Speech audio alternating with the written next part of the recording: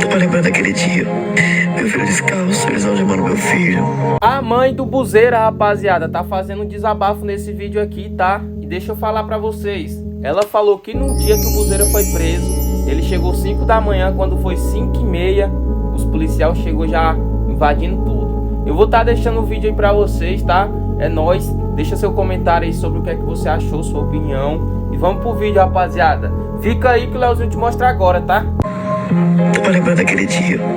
Meu filho descalço, eles algemando meu filho. Xingando meu filho.